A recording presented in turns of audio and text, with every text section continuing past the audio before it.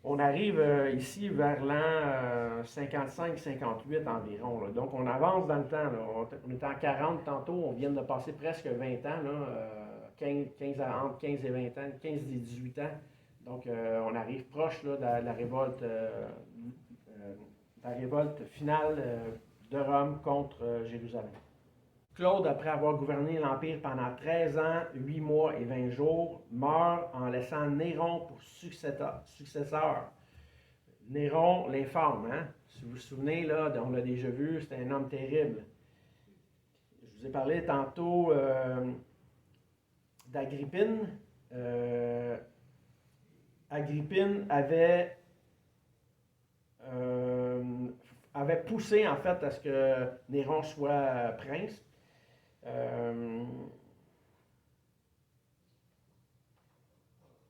On va laisser ça là, on ne va pas rentrer dans le détail du texte. Donc, Agrippine avait poussé à ce que Néron soit le futur prince, là, le prochain gouverneur ou le prochain César.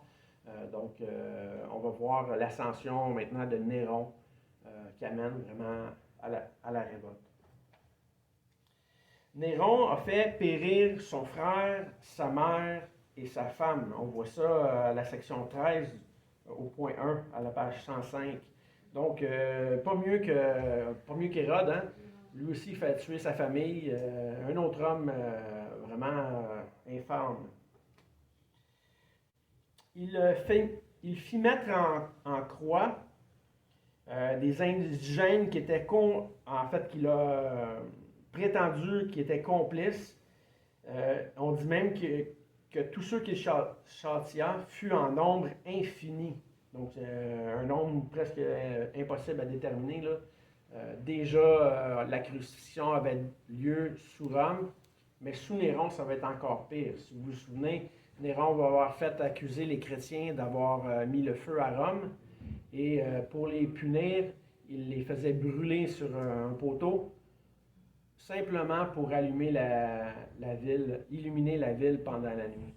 Donc on parle de milliers de personnes, de milliers de chrétiens qui ont été mis à mort sous Néron. J'ai déjà publié sur la page de l'église du quartier une photo de cet événement-là. C'est une illustration là, avec la beauté de la ville, la beauté des bâtiments, avec la foule qui se réjouit et les chrétiens vraiment mis sur des poteaux. Là. Ça glace le sang. Ça donne les frissons. Là. Donc imaginez-vous quand on voit ça de nos yeux directement, là, pour ceux qui y ont assisté, d'entendre les cris, les supplications, les douleurs, ça doit être inégalé. Donc on ne voit pas de comparable aujourd'hui dans nos sociétés. Flavien Joseph va nous parler d'un nouveau groupe groupe de révolutionnaires qui va émerger au travers les Juifs. On les appelle les sicaires. Si vous vous souvenez du temps de Jésus, il y avait les zélotes. Donc Judas était parmi les zélotes, une secte, politique et qui aspirait à un pouvoir. Là maintenant, les sicaires, eux, vont créer vraiment de grands troubles, donc des troubles armés. On parle qu'il y avait également, en plus des sicaires, une autre secte qui encore probablement plus radicale, qui, elle, s'est implantée au désert. À première vue, on se dit, bon, ok, ça n'a peut-être pas beaucoup d'incidence sur ce qu'on est en train de voir.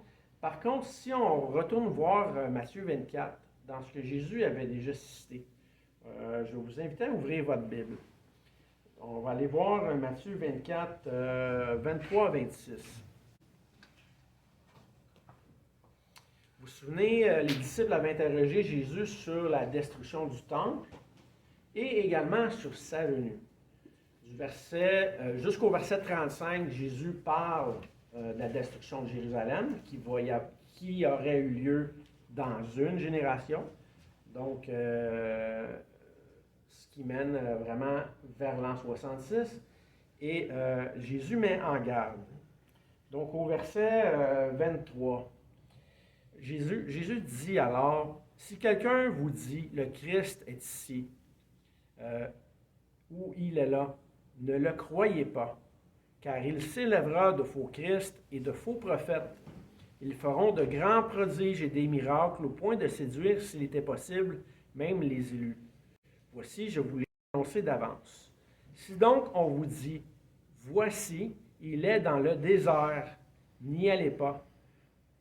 Voici, il est dans les chambres, ne le croyez pas. Donc, déjà, Jésus met en garde contre un certain appel qui viendrait du désert. Un certain type de Messie qui se prétendait être Christ. Donc, dans ce qu'on voit des écrits de Flavius Joseph, on a déjà un lien avec ce que Jésus a mis en garde. Jésus s'adressait à des gens de son temps, hein? Il ne s'adressait pas à nous aujourd'hui. Donc, quand il leur dit « Faites attention au désert, à des gens qui proclament être Christ, ne les croyez pas. » Donc, c'est lui, il leur dit encore « C'est moi le Christ. » Donc, ce qui va arriver, ne croyez pas ça, ce ne sera pas moi, ce ne sera pas le signe duquel Jérusalem va être détruite. Ce ne sera pas encore le temps. Donc, on a un lien direct avec les écrits de Flavius Joseph, avec ce qui est mentionné ici. Flavius Joseph, lui, rapporte que, disons, le groupe révolutionnaire qui paraît là, sous Rome surgit vers l'an 58. Donc, Jésus dit, attention, ce ne sera pas encore le temps, mais c'est proche. 66-58, c'est vraiment plus loin, là, il reste 8 ans. Là. Donc, c'est vraiment imminent ce que Jésus est en train de dire. Et les disciples le voient, ça approche. Ils sont capables de mettre en garde l'Église de ce qui s'en vient. Et souvenez-vous que ce que Jésus dit dans la suite du temps, dans la suite des passages, où ce que l'Apocalypse nous a dit, que l'Église devait fuir, hein? L'Église de Jérusalem devait s'en aller, et s'ils choisissaient de rester, c'était au péril de leur vie.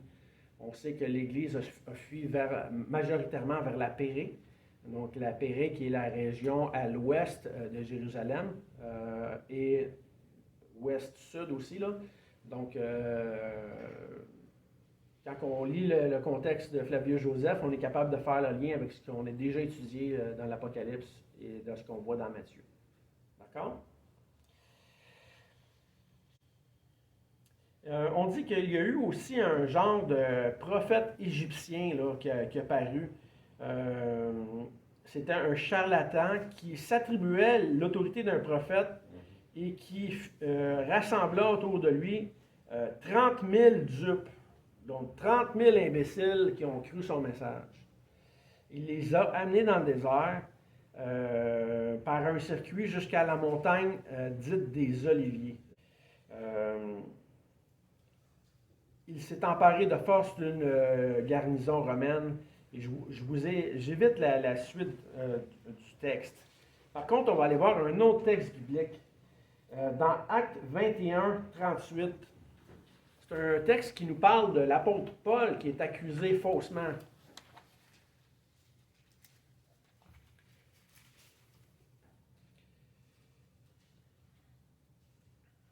On va commencer au verset 37.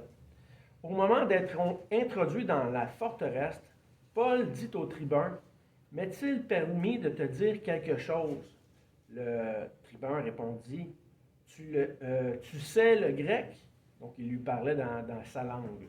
« Tu n'es donc pas cet Égyptien qui s'est révolté dernièrement, qui a amené dans le désert 4000 brigands? » Donc ici, Paul est accusé ou semble être confondu avec un Égyptien qui a apporté des rebelles au désert. Ici, le texte nous parle de 4000. Dans les écrits de Flavius Joseph, le nombre est plus important. Mais même s'il y a une différence de nombre, là, ça peut s'expliquer par différents facteurs. Est-ce que les femmes, les enfants ont été comptés? Est-ce que les serviteurs? En tout cas, ça pourrait être assez vaste. Mais déjà ici, dans Actes, encore là, il y a un lien qui est fait avec une révolte d'un Égyptien au désert. Donc encore, Flavius Joseph semble confirmer le récit biblique. Donc des faits historiques qu'on retrouve dans la Bible et non dans des récits d'historiens en tant que tels. Des récits inspirés de la parole de Dieu, la parole tranchante qui divise. Donc ici, ce chef au désert, c'est vers l'an 58. Donc ça nous donne également un aperçu de quand a été rédigé le texte. Parce que si l'événement a eu lieu, il faut, en fait, puisque l'événement a eu lieu, il faut absolument que le texte soit rédigé après cet événement-là. Il ne peut pas être rédigé avant. D'accord? Donc, le livre des Actes a été rédigé. On a une preuve là, ici là, que c'était rédigé après 58, si c'est relié au même événement. D'accord? Je vais essayer de passer un petit peu mes notes. À la prochaine séance, on va aller voir une vidéo de la tumulte à Jérusalem. On va aller voir vraiment les 3 ans de bataille qui ont eu lieu dans Jérusalem. Donc, ça va durer une dizaine de minutes. On va voir vraiment comment chaque chose s'est affectée. Ça va nous sauver un grand chapitre. On va être capable de simplement voir historiquement tout ce qui est arrivé. Donc, ça va être intéressant. Moi, j'ai été surpris de voir tout ce qui s'était passé. Puis, on va faire le lien aussi avec certains récits. Là, entre autres, si vous vous souvenez bien, j'avais déjà parlé d'une femme qui avait mangé son enfant à cause de la famine. Donc, elle avait mangé son nourrisson parce qu'il n'y avait absolument plus rien à manger à Jérusalem. Là. Donc, ça aussi, c'était un événement très spécial en Israël.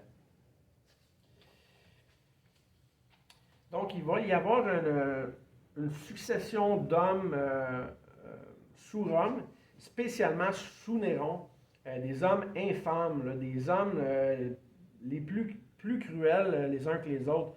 Si vous voulez aller lire à ce sujet-là, je vous invite à regarder à la maison le bas de la page 106 à partir du chapitre 14 et de la page 107.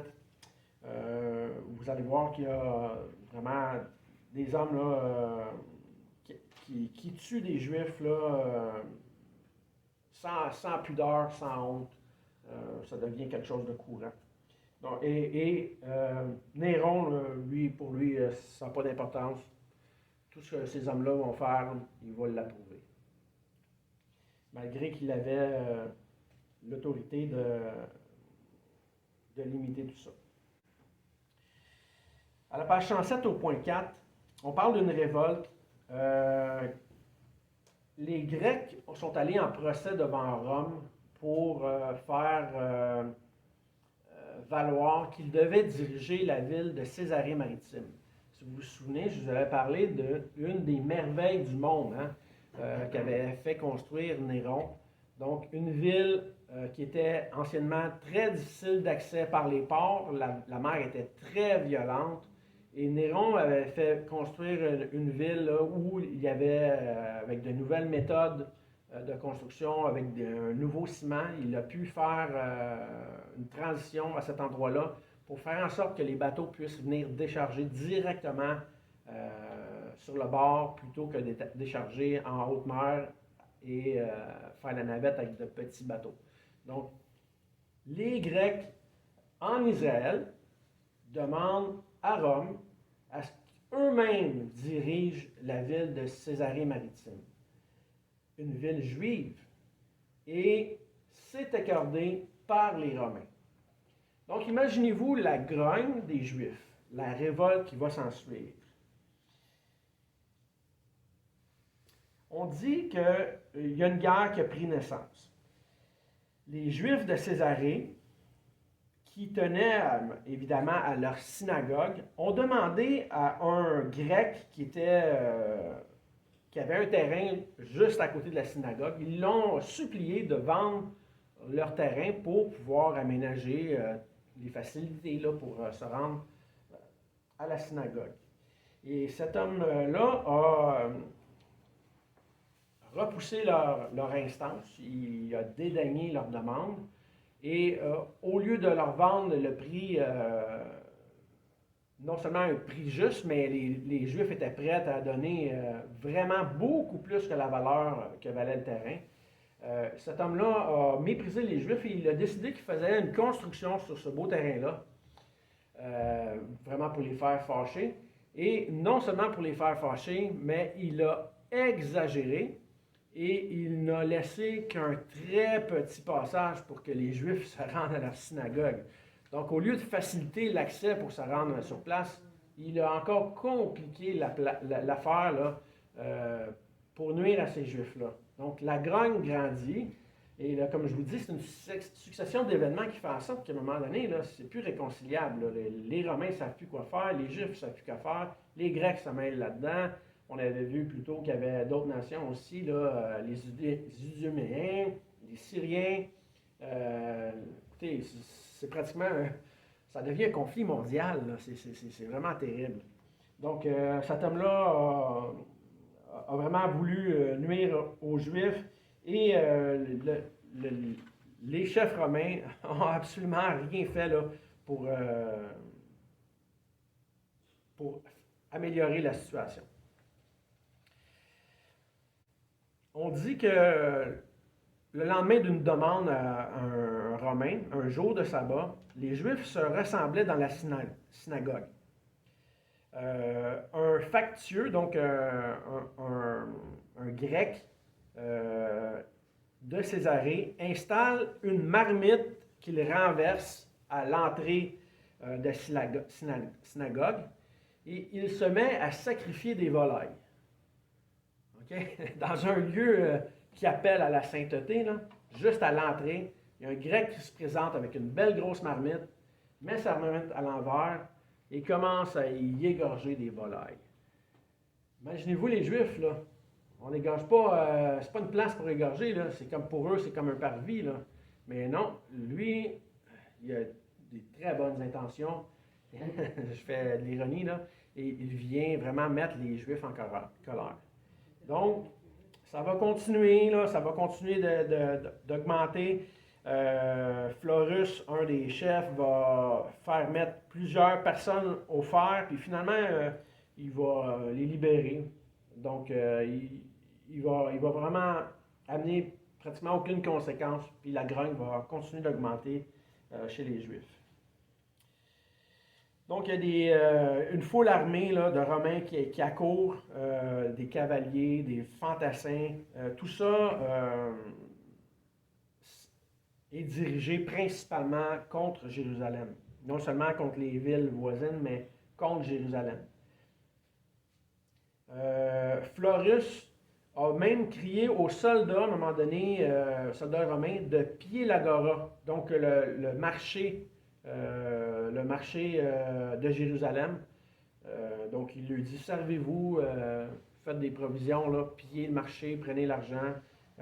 Donc il n'y a pas de possibilité de résistance réelle là, contre Rome. En fait, l'armée romaine est rendue tellement nombreuse que de vouloir résister, c'est vraiment créer une guerre.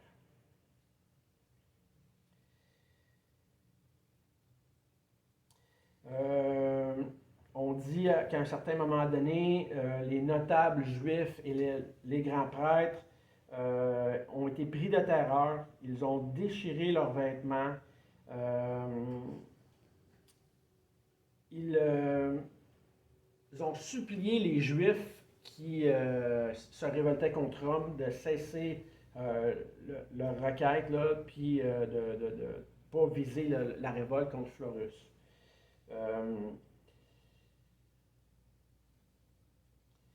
Et Florus, lui, à l'inverse, au lieu de dire écoutez, il y a une volonté peut-être de se calmer, lui envoie ses soldats, puis il leur dit tout simplement de faire à leur guise, là, puis de montrer que Rome est l'autorité supérieure. Donc, on arrive ici là, vraiment à un point terrible. C'est pratiquement un signal qui fait en sorte que la guerre est ouverte. Florus convoitait, non seulement, tantôt on avait parlé de l'agora, mais il convoitait aussi le trésor du temple. On dit qu'il y a un pont aussi qui a été fait pour relier le temple. Donc, encore, on sait que le temple de Jérusalem a été en rénovation sous Hérode et ça s'est continué presque 60 ans, 70 ans environ. Donc, à ce moment-ci, le temple n'est même pas encore terminé, là. Donc, les constructions vont encore grandir. Donc, on va arrêter ici pour aujourd'hui. Rome, en fait, était non seulement en conflit contre Jérusalem, mais ils étaient aussi en conflit avec d'autres nations. Si vous vous souvenez, on parle des Gaulois dans l'histoire de Rome, là, souvent. Les Gaulois qui n'étaient pas une petite tribu irrésistible, c'était un grand peuple. C'était le peuple aujourd'hui qu'on connaît sous le peuple français. Mais Rome avait beaucoup de difficultés avec les Gaulois. Ils en avaient déjà longtemps en avance. Et ils avaient aussi des troubles avec le pays aujourd'hui qu'on appelle l'Allemagne. Donc, toute cette région-là était une région qui a été difficilement conquise par Rome. Donc, qu'Israël vienne en plus, un petit royaume, vienne s'opposer à Rome. Pour eux, c'était pratiquement impensable que les Gaulois, un grand peuple, sur une grande étendue, s'opposent. Ça pouvait être une normalité là, de pouvoir faire une conquête, mais un petit peuple comme Israël, si peu nombreux, s'opposait à Rome sous des prétextes religieux principalement. Ça n'avait pas de sens. Les Romains adoraient leur multitude de dieux et Israël prétendait à un Dieu unique. Donc, on va voir en fait dans 2 semaines, par la vidéo, quelle ampleur ça va avoir eu là, au niveau de la guerre. On va voir les schémas. Donc, ça risque d'être instructif. D'accord? Donc, on va terminer ici aujourd'hui. Il y a beaucoup de choses qu'on pourrait dire au travers ce que Flavius Joseph a dit. Il y a beaucoup d'autres choses qu'on pourrait ajouter. On se limite à ça vraiment juste pour faire un survol. Évidemment, on ne passera pas tous les 5 livres en détail. Là, on est rendu presque à la fin du 2e livre en ce moment. Mais le but, c'est d'avoir une idée générale et de voir vraiment quel est le contexte là, biblique,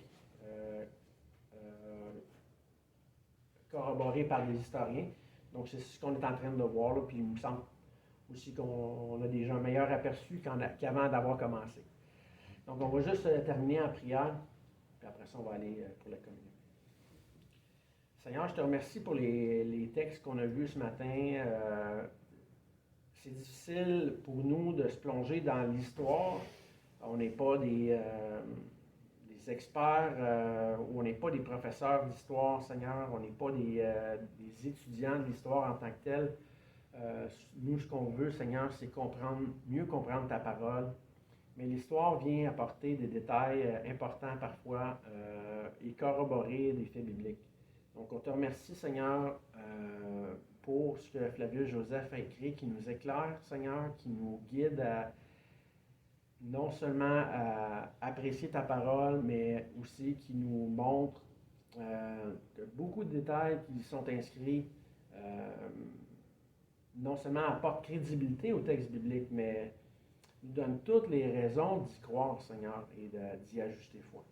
Donc, on te remercie pour tout ce qu'on voit. Merci, Seigneur, pour le sacrifice de Christ, le grand sacrifice, le plus grand événement de l'histoire. Donc, on te demande de continuer de sauver, Seigneur, d'ajuster à ton Église, de faire en sorte qu'on soit de meilleurs disciples et de faire en sorte, Seigneur, que tu sois glorifié en tout. Au nom de ton Fils, je te prie. Amen. Amen.